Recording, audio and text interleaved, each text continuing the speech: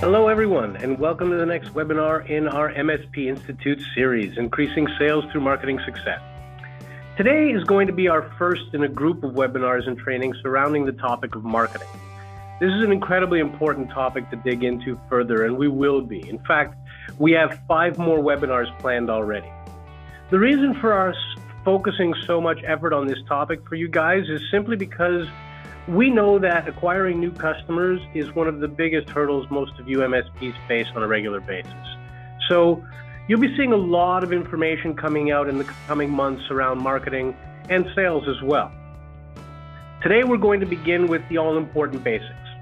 You won't be able to take advantage of any of the more advanced topics if you don't understand the basic concepts as we outline them here today. So let's make sure we get you started off on the right foot. We will also be providing all of you that have registered for this and have shown up with a sample marketing plan template.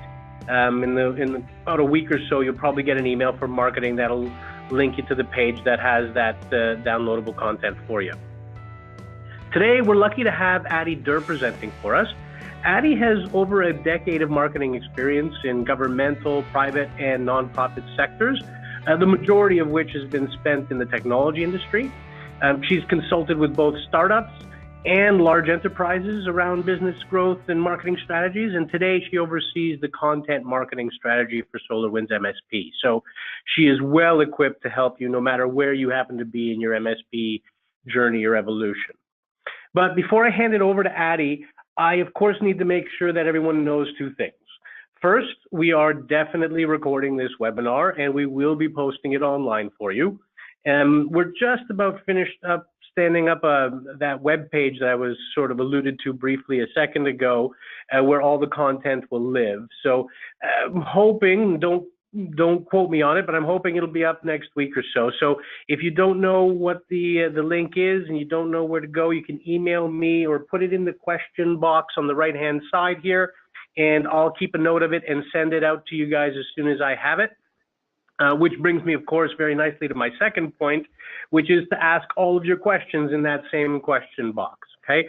I'll either answer them immediately if they're little one-offs, or I'll save them for Adi to answer at the end for the whole group to hear, depending on what the question happens to be. So now that I've gone through that, I would like to turn it over to Adi to get started. It's all yours, Adi. Thank you so much, Eris, and good morning to everybody. So we'll go ahead and get right into it. Oops, hold please. There we go. So today we're going to talk about some basics, some marketing 101. Then we're going to get into some marketing strategy.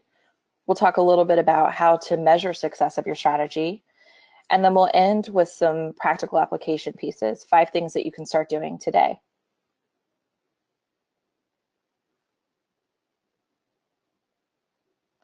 So as a for-profit business, as managed service providers, your goal is to assess a need and then to figure out a way to meet it, basically while still making money. So there's 3 basic components to this, to making this happen. First, you want to make sure that your message is correct. You want to understand your market, and then you want to make sure that you're using the right media. So when we're thinking about your message, we want to make sure it's the defining factor for how you're unique or what your value proposition is. And you'll hear me use that word a lot, value proposition. That's basically the why you're the best, why you're uniquely positioned to solve a challenge or solve a need for someone. So we're going to talk a little bit more about that in a second. But I want to point out here, none of the rest of any of this matters if you don't know clearly what to say about your business. So next, let's touch on market a little bit. So when we think about that, we want to look at who is your target audience. So you want to think about the ideal type of customer that you'd like to reach. They might be executives, they might be small businesses, they might be folks in a specific geography or people in a specific industry.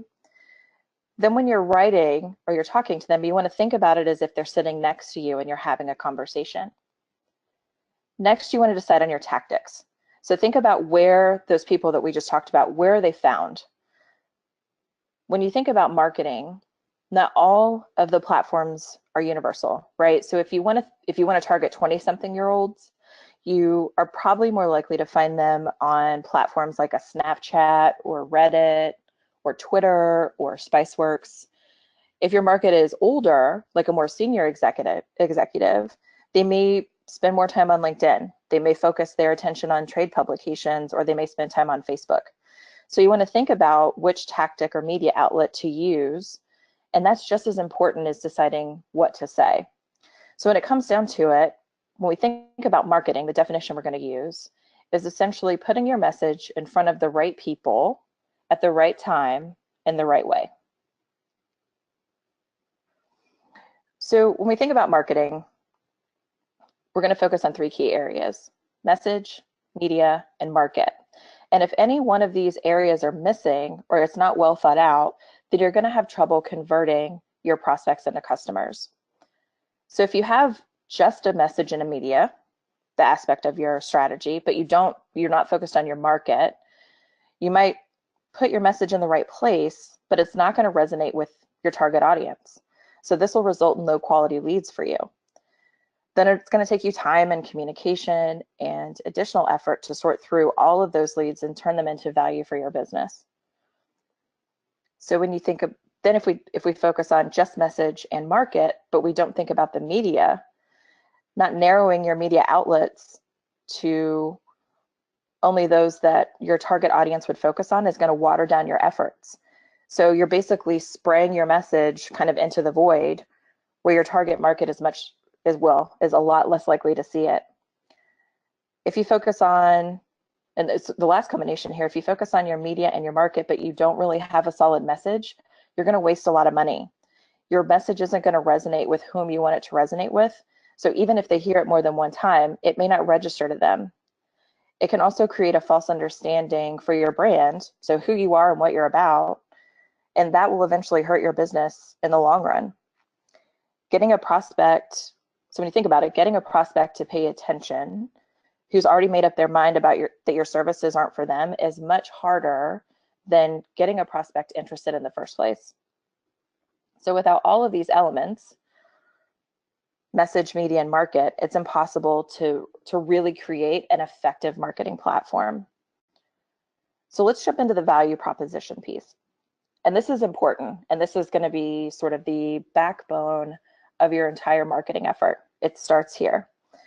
So when we think about relevancy, we're talking about focusing on how you're going to make your customers' lives easier, not the what, or not a list of your services or the features, right? You also want to study your customer and think about their unique problems and requirements. And by that, I mean a customer who is maybe new in their business is going to have different needs or requirements than somebody who is a seasoned customer, or somebody who's been in business for a long time. Also, the position that they hold in that business will affect it as well. If you're talking to a decision maker versus if you're talking to just your main point of contact. And when you're thinking about being relevant, remember, you guys are the experts. You're sort of at the doctorate level of your managed service provider knowledge, but the folks that you're talking to are at maybe like a 5th grade understanding of the technical pieces of their business. That's why they need you. So I'm not really trying to comment on intellect here, more so experience. So when you're talking to them and you're breaking down some of the challenges that they may run into and the way that you're able to help them with those challenges, you want to start at the beginning and not assume any basis of understanding. They may know a lot about tech, or they may not know anything. And you have to assume sort of the lowest common denominator. When we think about this next point here, quantified value. So once you've explained how you're going to make your customers' lives easier, how you're going to solve their challenges, you want to outline specific benefits, like how are you going to make their lives easier?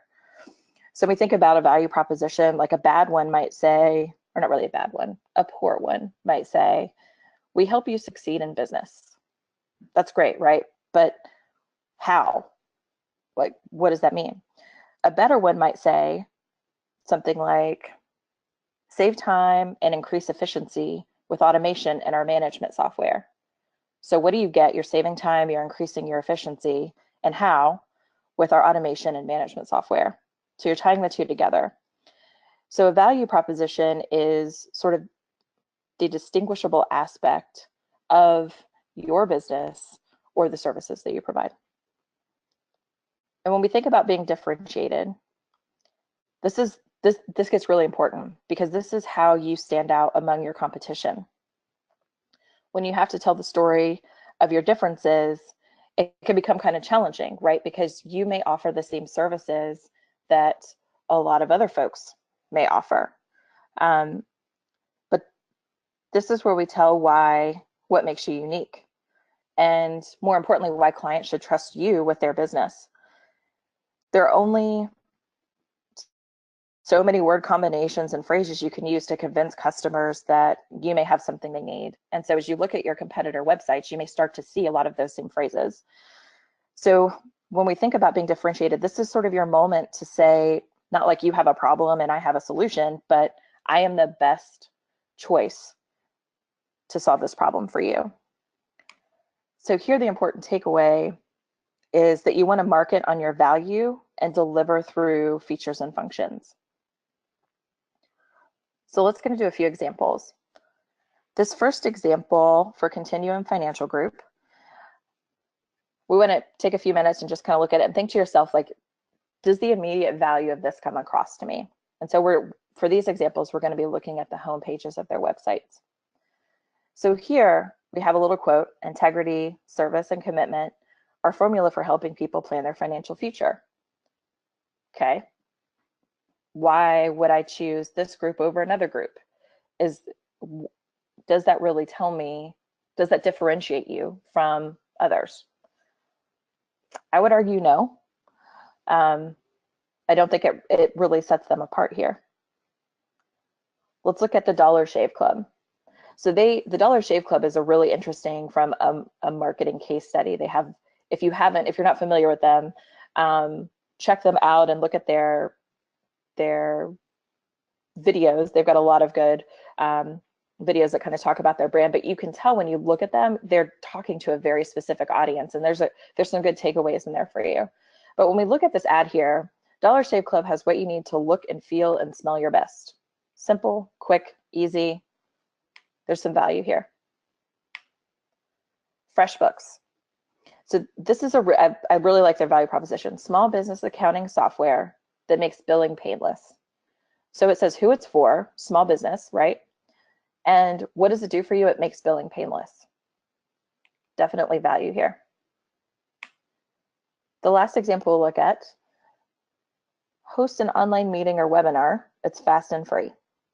Okay. But I'm sure a lot of other webinar hosting platforms are also fast, and they may also be free. It doesn't really set them apart. So when we think about converting prospects to customers, there's a funnel that we talk about in marketing. So there's a marketing funnel, which will lead you to a sales funnel. They're similar, but they're a little bit different. Marketing should always be used to achieve sales goals, and that'll create a similar flow and conversion style when you get to the sales funnel. So the first stage, we'll take these each stage at a time here. The first stage is awareness. So this is really where you build the foundation of who you are as a brand. So for managed service providers, you might answer the question like, what is backup? And you might explain what that is and why a business needs it. This general information will help you generate leads that you can start to nurture in your sales funnel. It's the hook, and you want to slowly sort of reel them in. You can't explain why they need you yet unless you first make sure they know why they need specifically what you're offering. So in this example, we're using backup. So why they need backup, why it's important. Next, when we think about consideration, it's the stage where you want to answer why your business is better than other businesses who offer the same thing, right? So why you're better than the competition. You've already explained why backup's important. So now you want to answer, why am I the best provider to support you? So this is where you convince your prospect that in your hands, they're going to have fill in the blank. You can fill in that blank with your value proposition. So maybe you have the most text, the quickest turnaround time, whatever that is. This is where we kind of touched on before. So what is your relevancy, your quantified value, and then also what's your unique differentiator that's going to set you apart from all of the other people, all of the other businesses who offer what you offer. Then we get down to the decision, which is the most crucial sales moment. So this is the moment that a lead decides, okay, I'm going to actually engage with you. I'm not just going to consume your content. I'm not going to click on your ads or visit your website. I'm going to actually reach out. So this means they're officially ready to sort of take the steps to becoming one of your clients, which is a big deal. This is one of the reasons why defining your value proposition is really, really important. This is the stage where you sort of have to put the proof into what you've been saying in your messaging. So if you've oversold your abilities, your clients are going to get frustrated and leave. Or if you undersold your abilities, your clients will identify a need for a managed service provider, but they may look for another one to help them. So when we think about these, it's important when we think about these two sort of processes that a prospect will go to becoming a client. It's important to recognize that marketing and sales really aren't the same, but they do work so closely together. One will find and secure, and the other one highlights success and then delivers it. So let's jump into marketing strategy a little bit. So here is an example of a base project plan for defining your strategy. So when you're thinking about your marketing strategy, you may have simple projects, and then you'll want to have a larger overarching marketing strategy goal, which we're going to send you in a template after this presentation so that you can fill it in yourself. But let's sort of dive into a plan and what that looks like. So when we think about a plan, we always want to start and make sure that we're supporting business goals. If we don't plan, marketing is often ineffective. It's not something you can do ad hoc or one-off. It needs to be a concerted effort to really accomplish something that you want.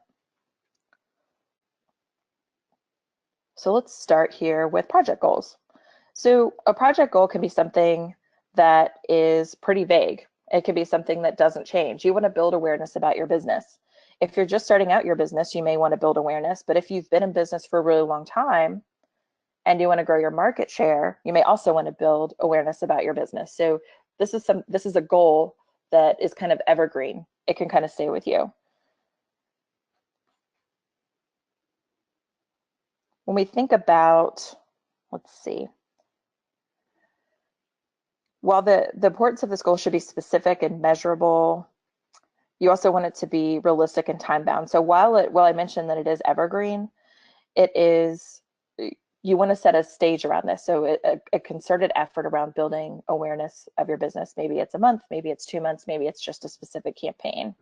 So essentially the goal, what we're talking about, is the what of the strategy process.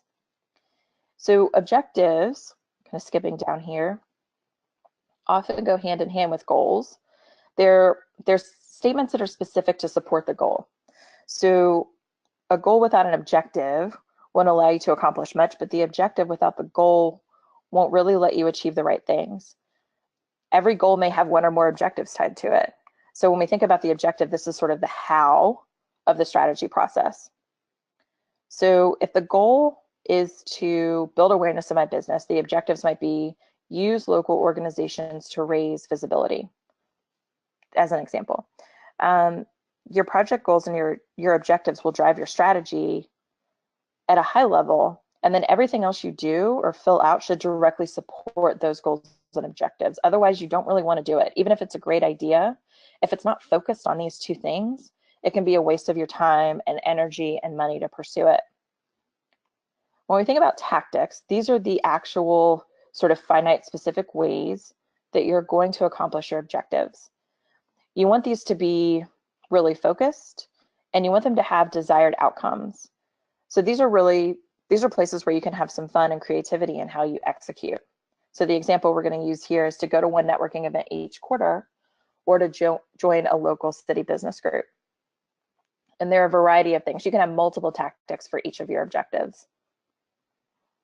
So when we think about our target market, This is a specific set of folks that meet a particular set of criteria. The benefit to thinking about your target market is that your marketing efforts are going to be more effective, which will be more cost efficient for you, save money in the long run, and it makes distributing your promotions, your messaging efforts more successful. And you can divide, when we think about a target market, you can divide that in a variety of different ways. There's a lot of variables you can use to break up a target market. It may be geography, maybe you're focused on local clients. It may be a specific position, maybe you're targeting high-level executives, or you're targeting lower-level folks who would be a good point of contact who could help you work your way up in the organization to reach that high-level executive. You may target a specific industry, or you may be focused on all industries. There's a variety of ways you can do it. So let's take an example. If your target market's a small business with less than 50 employees, you might focus on local government organizations that support local businesses. So like a chamber of commerce, for example, if there's a specific networking group, and these are all over the place, like a small local business owner or a meetup group, or there's a lot of industry specific groups too. One of the ones that comes to mind is CompTIA, and those will also help you find connections. When you're thinking about a local business strategy or local marketing strategy, the networking piece is going to be critical. When you're thinking about a larger strategy for a broader market, for a more geographically diverse market, digital is going to be where you want to spend most of your time. So when we think about key messages, so these are the way to really communicate your value proposition. And remember, like we talked about earlier, your value proposition, you want it to be, one, relevant to your client, two, you want it to have a quantified value, and three, you want to make sure that you're including your different differentiators. So what makes you better than the competition? And since there are so many different ways to communicate the same thing, there are different statements or versions of your key messages that you can use in different media or target markets. So you may have, for a local market, your key message may be like, your local resource for backup or something like that, but it may be different in a larger market. And it's also helpful to have short, medium, and long versions that you can reference at any point. And these can be things that maybe you type out in advance and you wordsmith and you go back and revisit a couple times, but keep them like on a document on your computer. That way, if you have an opportunity to launch a new project or somebody reaches out to you for an advertising opportunity, you've got those at your disposal. So when we talk about the vehicle, this is how you're going to deploy your strategy. So this needs to be focused on your audience and key messages. So think about like, where are they most likely to be found? What's the best way to say your message? We'll talk a little bit more about this in specific strategies for some of the most common deployments in the next few slides.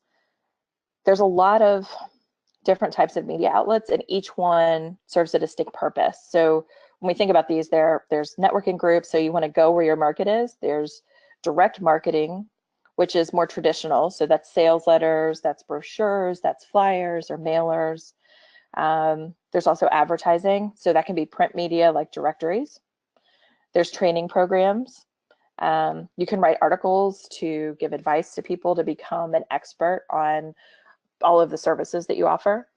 There's direct personal selling, which can happen at networking groups, or it can be sort of a face-to-face cold call type situation. There's publicity, press releases. You can go to trade shows. There's your website, which is critical, so important, and we'll get into that in more in depth in the next few slides. So each one of these, and there's more than this, right? This is just sort of a quick list. Each one of these have unique purposes and usage. So you want to make sure to match the activity that you're doing to the best platform. Metrics of success. So this is often the bane of a lot of business owners' existence, because it's like, I barely have time to engage in marketing activities. How am I going to have time to measure it? But it's so important. You don't know what's working unless you measure it. And there are different ways that you can measure success. So a lot of times you'll hear metrics of success known as KPIs or key performance indicators. And this is how you know precisely, did I accomplish my goals or not? It can be a pass fail metric like, yes, I did, no, I didn't. It can be a percentage, a dollar amount, anything that can be measured. It just depends on what your goal is. So for this example, for build awareness for my business, you can give it a specific number. So the example we set here is 50 net new leads for the year. So if this is a year-long goal of building awareness for my campaigns, you can measure whether it's successful or not. You can track your progress throughout the year by looking at how many net new folks came in as a result of your efforts, of your tactics, going to one networking event each quarter and joining a local business group. And then you may, for example, if you are not trending like you'd like to be, you can add new tactics or switch your strategy. The last thing is budget. And budget can be a point of contention. When you think about your budget, it's basically going to dictate how much you can do and where you might market, because there's some marketing deployment avenues that are more expensive than others. There are some marketing activities that are more expensive than others. So sometimes I'd recommend figuring out this component first. So look at the industry, do some research, and think about your income that your business is projected to make, and also the income that you have to use on growth strategies, and think about the right amount for your business. So there are other things you can consider as you grow, such as competitive analysis and market research, but it's important not to get overwhelmed. So you've got to start somewhere. And to build on this strategy, you have to become familiar with your needs and the budget that you have to accomplish those needs. So the next piece, the website strategy piece, is so important. Having a website is a make or break piece in today's marketing. 75% of users admit to making judgments about a company's credibility based on their website design. I know I have. So if you think about it, that is like 3 and 4 prospects who never talk to you again because you either don't have a website, or the website you have looks out of date, is hard to read. Maybe it doesn't quickly give them the information they need. Maybe there's a lot of information and they just need quick bits, and there's too much copy. So when it comes to, when you're thinking about your website strategy, you want to think of it maybe like you think about your food. So you eat with your eyes before your mouth, right?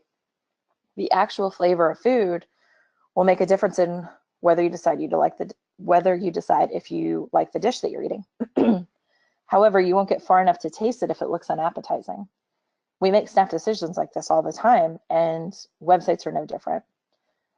Unfortunately, customers are looking at you specifically as managed service providers as a technical expert of all things, not just like remote monitoring, not just backup.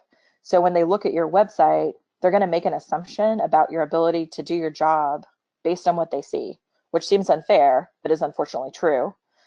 So if your website is something that is old or antiquated, they won't rely on you to be up to date or truly understand how technology works. This is basically the face of who you are as a business. But don't worry, you can fix this. The exciting thing about the website piece is that it's one of the easiest things to create today. There are free website design platforms all over the place. Some good ones are Squarespace, which they have images and templates that are already pre-designed for you. So you can just plug in your message and activate. And that's the example here on the far left of the screen. Wix is another one. They give you a more easy design alterations if you want a little more creative direction. There's a little bit more, you can customize them more. And if you want to get a little bit more complex, if you're familiar with HTML and CSS, and you're comfortable with those 2 languages, you might try WordPress. But regardless of the platform, you must be able to direct the folks coming to your site to a digital environment that's going to represent you well. And when I say represent you well, it's also a note on your perceived level of technical expertise.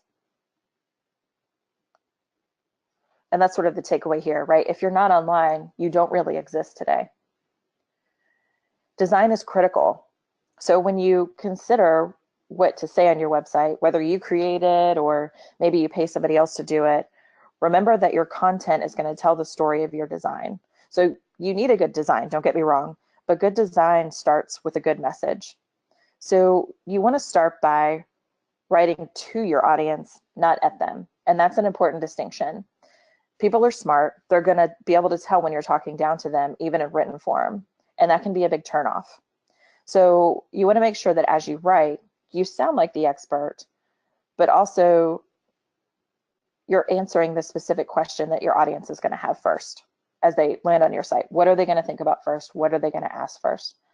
And that might be explaining a basic concept or explanation. Like the example we used earlier, what is backup? Why is it important? You want to take your visitors on a buying journey. So you want to walk them through your value proposition, and you want to make sure to show not only the services or products that you have, but also why they need it and how you're the best one for the job. So here we're articulating the why and not just the what. And this is where you're going to be able to actually land your client. So finally, you want to create clear calls to action on your website. You want to start with action words. Tell your visitors, for example, like learn more here, or take a tour, or start a trial, or contact me today. Your visitors should never wonder how to take the next step. That's one of the quickest ways to get them to go to another site. If they can't figure out how to contact you, they're going to leave quickly. So if you think about these websites we looked earlier, they have the same issues with their value propositions as their messaging. The top company has a clear message. It's articulated simply, but they're not talking down.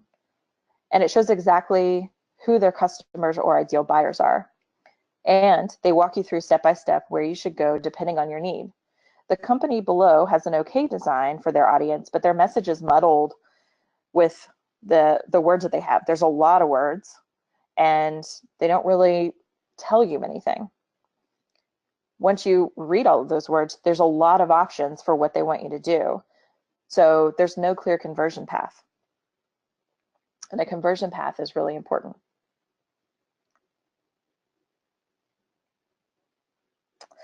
Last, but definitely not least, we want to make sure and think through the mobile experience. So people are largely now on their phones. I know I am every day. Their first experience a company most often through their mobile site. So most pre-designed sites that I showed you before, the Squarespace, Wix, even WordPress, they build that into their website template. So it's already done for you. But it's important to think about how your message may appear on a mobile device. 57% of users say they wouldn't recommend a business with a poorly designed mobile site. So this means that most people who are looking for a managed service provider, they may look on their phones first. And having a mobile responsive website means that they will have a positive experience while looking for you on their phone. And responsive means that the website's basically going to automatically resize and rearrange the information to suit the screen size. And we know now, especially with the crazy phone market, that there are a bazillion different screen sizes. So whether you're on an iPhone 5 with a much smaller screen size, or you've got a Galaxy S9, the content will automatically appropriate based on the size of the screen. It's a relatively simple inclusion when you're thinking about your website planning, but it really does make a huge difference in keeping prospects interested for your business. Remember, with your website, you want your prospects not to have to think about what to do next. You want to lay all of that information out for them. And specifically with the responsive piece, you don't want them to have to work to get to their information. So if we look at this site, for example, that's on the screen, this is a non-responsive example. So the website on the left is fine, how it appears on your desktop. But the right is not responsive. So you can imagine trying to look at this on your phone and trying to pinch and zoom, use 2 fingers to move left or right. It would be really hard to get to the information that you want. So in contrast, if we look at the WebMD site, on the left, you see the desktop version. It gives you everything that you need, all of your, it's easy to click on, navigation links at the top. But then if we look on the right side, excuse me, the mobile site is responsive. And so all of that information is still there. It's just reorganized to be able to interact simply with your thumb or forefinger as you're browsing. If you need some inspiration, I'd recommend looking at your competitor websites and use those as a baseline. Then make sure to make your site better. If your competitor websites are not responsive, this is an easy way to get a leg up on the competition.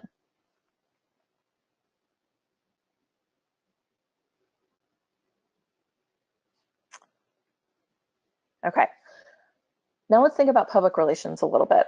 So there's three main things I want you to know about public relations.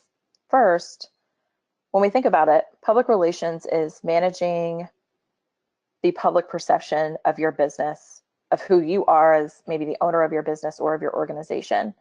So this is the perception, right? Not necessarily the reality.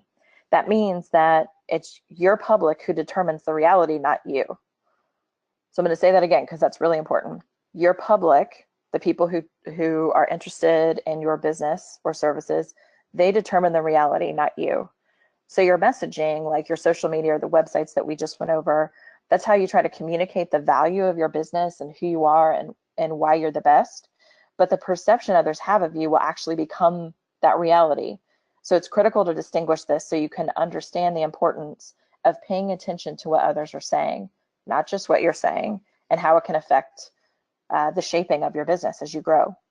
So second, PR topics or announcements, they don't have to be complex. The most popular topics to generate good PR are about new customer partnerships. They may be about offering expansions, maybe a business location or other type of expansion. It may be partnership content, and that's something, those are things that you can partner with other thought leaders or companies to produce. You may be offering information like security chips or talk about philanthropic organizations you're involved with. Maybe you're helping with technology in schools or nonprofits. Any other community stories or prime topics for your audiences. And often, these are the type of topics that news outlets want to report on. So even though they don't directly relate to your authority as a managed service provider, as an IT pro, people would rather read about you helping someone else and having a side mention of what business allows you to do this, rather than you trying to convince the same audience yourself. So as we start looking at the third thing to know about PR, let's define a few of the terms. So there's three outlets for PR. There's media, owned and earned. Media is typically through a press release. It's a way to get your information to a wider audience via a variety of news outlets. Owned is content that you actually produced yourself. And then earned is organic coverage produced by someone else, meaning someone found it on their own. You didn't send it to them. That was something that they just came upon. So let's start with what you're already doing. So PR is always better when it doesn't seem self-serving. So as you plan the types of information you want to share about your business or about you, it's best to plan those things together. There's a lot of ways that you can build your PR efforts. So there's a couple easy steps you can take towards your PR plan. First, assemble your contacts. This is big. Networking, calling, and email submissions are your best friend. So to any event you go to, start a list of phone numbers and emails and keep them for when you want to reach out about a potential opportunity to talk to the media. Always answer, the next step, always answer even if it's a no. A no is okay. So if someone contacts you, no matter how big or little or how applicable, always answer them. So no offense, but if you think about it from the media's perspective, you're one in a dozen to them.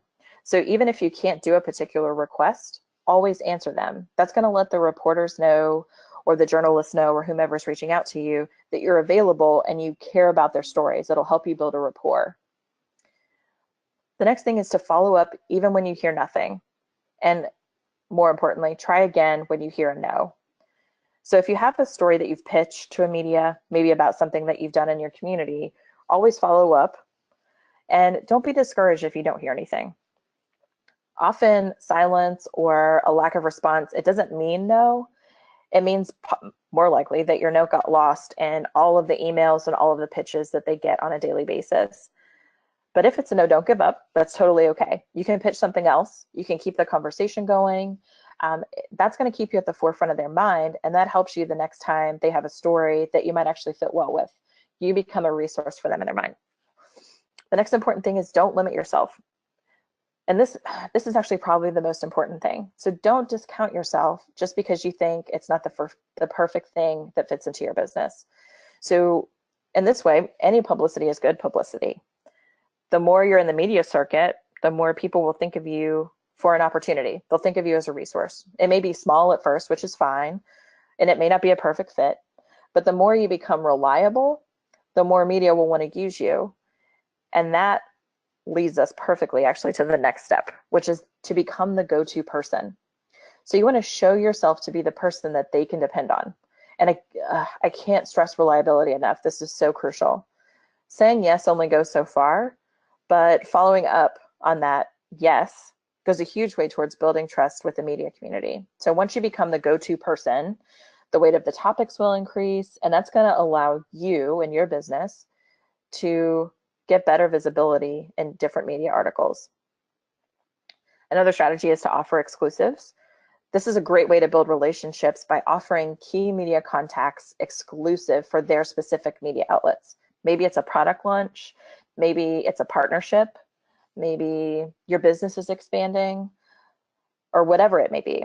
But then the exclusivity can entice your media contact to publish because they're the only one with that story. Another great strategy for PR and for marketing in general is to offer free resources. This is big. So similarly, if you offer free resources to your clients and on your own outlets, so like your blog or your website, people are going to come to you first to get information or resources. And this feeds back up into being that go-to person. Once you establish yourself as a resource, the word that kind of is synonymous with that is being trusted. So people trust you to have the right information always available to them. And the last thing is do unique events or opportunities. So with this, it could be small things like a meetup group to align with World Backup Day, for example, or a day of free community risk intelligence diagnosis for Cybersecurity Month. But things that are specific to you or your business or for a special time period tend to garner significant interest.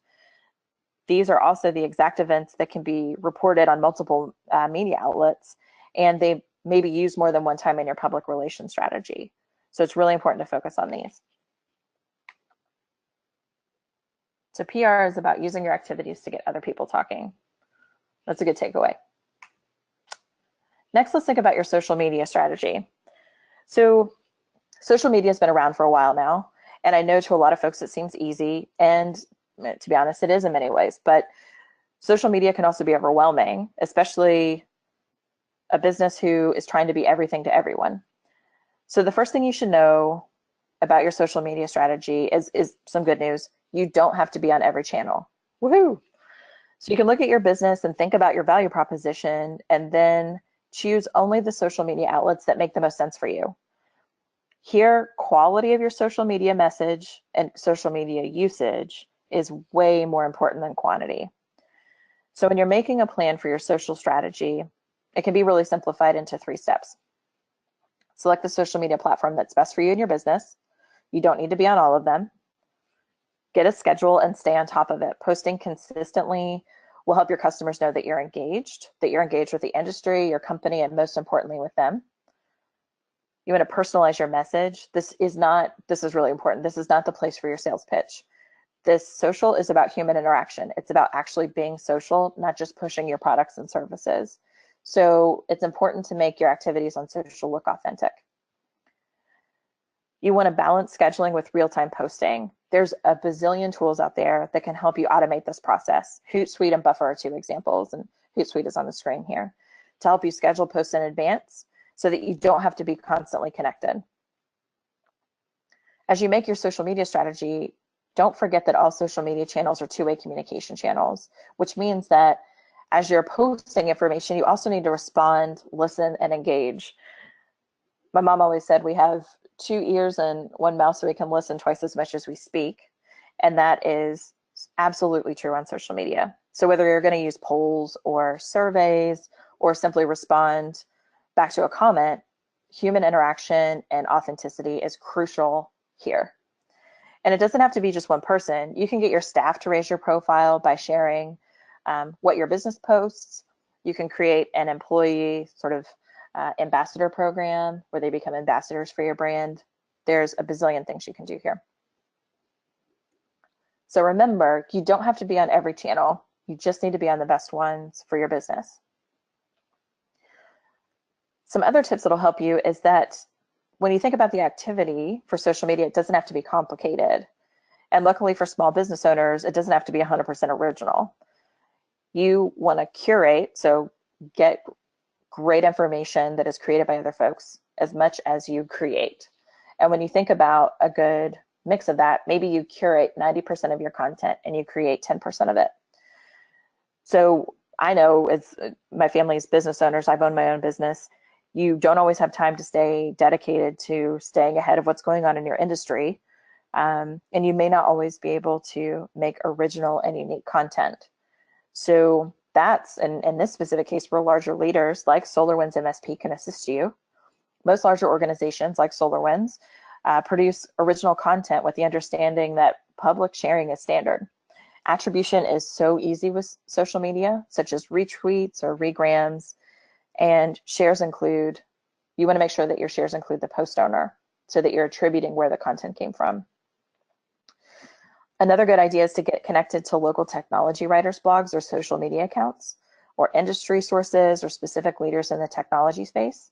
So once you're connected, you can reshare the things that they post while slowly growing both your social profile as well as your expertise. When you post something, it gives you value, and people will continue to look to you for that value. SolarWinds MSP particularly has some really great resources that you can use. So make sure that you follow our social media channels or any of our resource centers for up-to-date information and easy and tidbits of information that you consume easily yourself and that you can share on your other accounts. So the takeaway here that's important is when you're starting up, don't stress about being original and having a whole host of your own content. Share what's available. Make it easy on yourself. So as I mentioned earlier, we have a whole host of marketing resources. We believe that we should be partners with your business. So doing what we can, we always want to do what we can to help you grow. And along with that are these resources that I mentioned. And you can use them to help educate yourself. You can share them with your clients, share them out on your social feeds. It'll help promote your brand and it'll help you position yourself as a leader in your industry. So some of these resources that are available to you are the Resource Center, which includes infographics, it includes ebooks, it includes white papers. We have a variety of social media channels, Twitter, Instagram, and Facebook. Our Security Resource Center, which is new, has security alerts, articles relating to security, both created by SolarWinds and curated from third-party sources, newsroom information, the MSP Tech Pod, and the Brown Report podcast that is a monthly podcast which features our VP of Security, Tim Brown. The GDPR Resource Center, and I know GDPR is probably on top of mind for a lot of folks today. So in this Resource Center, you have GDPR resources, there's readiness plans, blogs, all kinds of information to help make sure that you are GDPR ready and that you can articulate the importance of GDPR to folks you're talking to, like your customers. There's also our Customer Resource Center that includes our digital binder. So this is a great resource. This includes assets that you can put your own logo on, and this will help aid you in conversations with your customers. And then of course there's the MSP Institute, which offers business and technical core. So as you may have noticed with this list, strategy is sort of a reoccurring word in marketing. When we think about growing your business, you need a plan, right? It doesn't have to be elaborate or belabored, but having a strategy allows you to really clearly define your goals. It's going to help you give you direction for accomplishing those goals. And then don't forget the most important part, measuring them to make sure that your efforts are successful. So there's 1,000 other things to consider, right? But this is a good place to get started, and it's really very simple. When you think about the content that you're putting out into the market, so whether that's on your website or your social channels, blogs, emails, or even in person, you want to make sure that that content builds trust and sets you apart. It doesn't matter if you made it yourself, like we talked, or if it's like we talked about, or if it's your full-time job. You don't have to make it, just know where to access the things that are already made And everyone can be a marketer, basically, even for just a few minutes a day, as long as you plan a little bit before you jump in.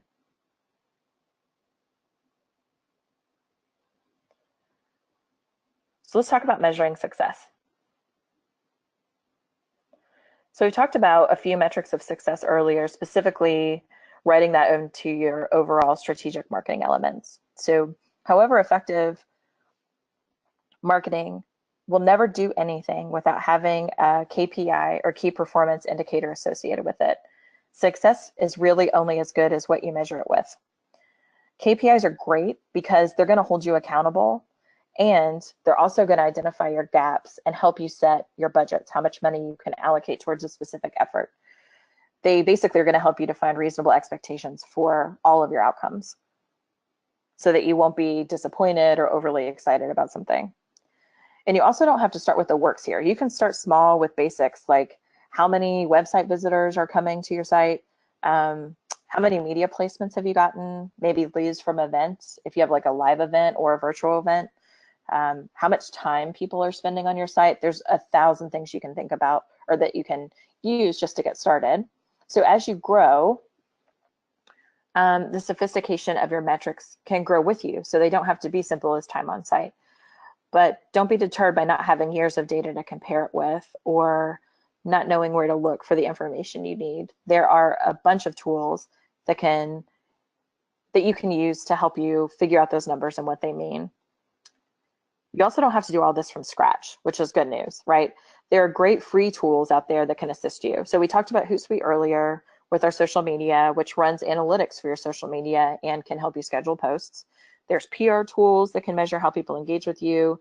And there's also website tools that run analytics. One of the most popular tools, and one you all may be familiar with, is Google Analytics. Sites like this can let you know what you have on your website, like the page location, call to action buttons, thank you pages if someone downloads a piece of content and then it populates a thank you page. So it can give you really good indications as to how you're funneling customers through your site and if those customers are going where you want them to go. Analytical tools like this can answer questions for you, not just about your website, but also about your marketing efforts. So you can measure what types of activities are happening on your website during specific marketing activities or campaigns that you're running, and then compare that to your baseline activity. So you can think about things like, am I increasing my visitors? Are they spending more time on my pages? Are they going to a link, like to a landing page that I created specifically for a marketing effort? Are the links that I've been promoting getting more activity? So maybe you're promoting a piece of content or a new service or feature. There are so many tutorials on how to use Google Analytics, and there's also some best practices as well. So we're not going to go over all of this today, but it is an excellent measurement tool. And if you just Google like Google Analytics, and then Google themselves provide a complete almost training track to get you up to speed on what each of the analytics mean, what they're actually measuring, and what insights you can pull from them. And when we think about measuring your marketing activities, it's not about being perfect or being the best. It's really about thinking, am I better today than I was yesterday? Am I better? Are my data points better this week than they were last week? Or are they better this year than they were last year? So it's important because it's only through measuring that you're going to be able to see your marketing success. You're going to be able to understand what efforts were more successful than others, which will help you plan your budget in years to come.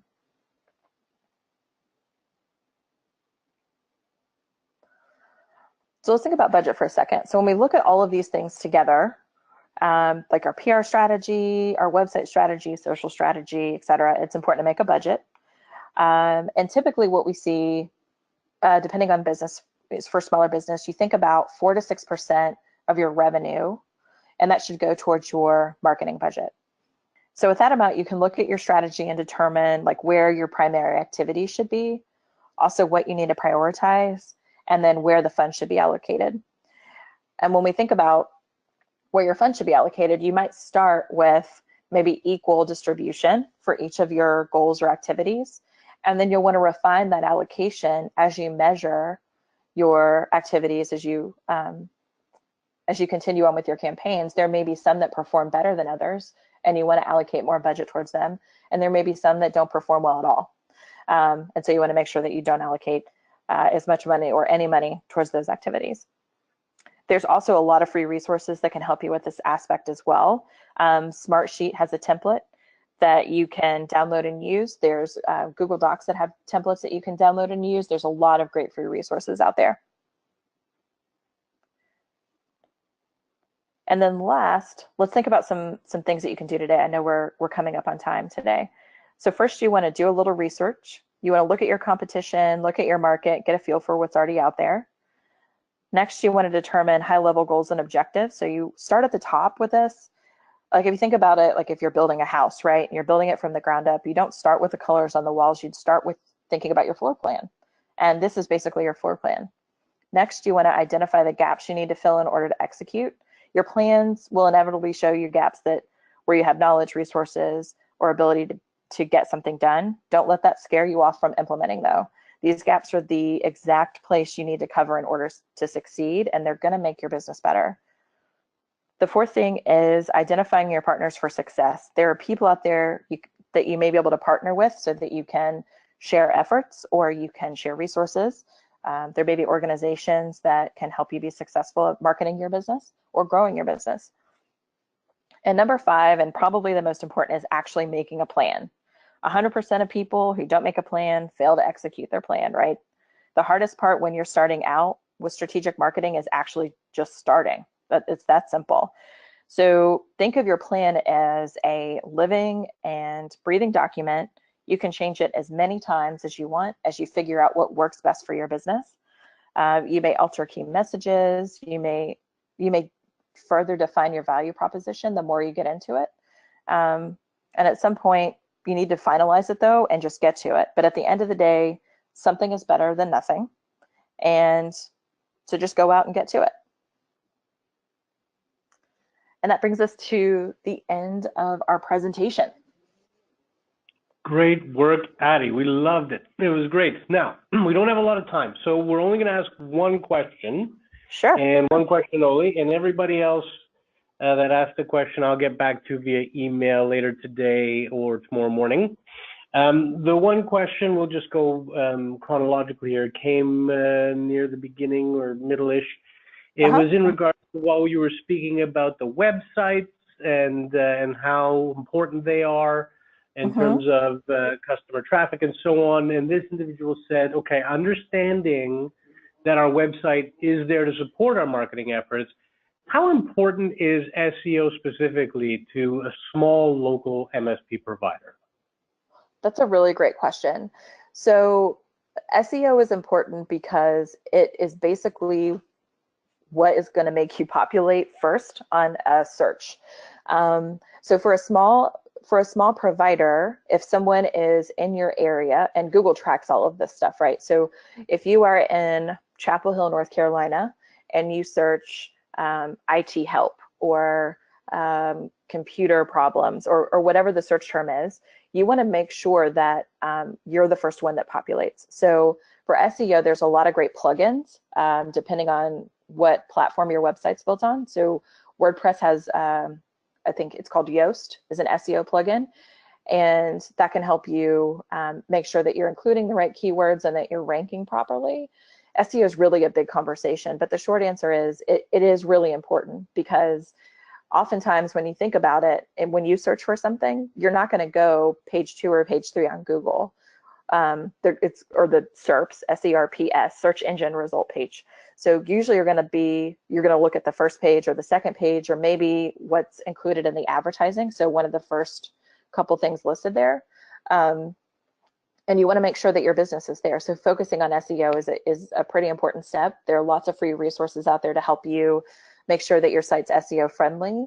If you're using a Squarespace, a Wix, or a WordPress, or any other sort of hosted option, a lot of times all of that stuff is built in for you.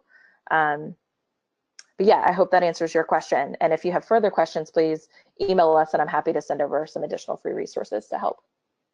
Yeah, and we will be digging into the SEO question in more detail in future webinars as well, for the gentleman that asked that question. So stay tuned.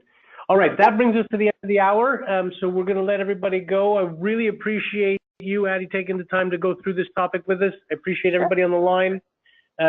Stay with us next week or in 2 weeks for another webinar. The next one's going to be discussing operational success. So a little more from the technical side. We're going to have our Global Director of Sales Engineering in doing that presentation for all of you guys, talking about how the NOC and the service desk work in harmony, and how you can use the products to make that happen and become more efficient. So please stay tuned for that and register for that when that comes out. And we appreciate everybody. Have a great one, guys.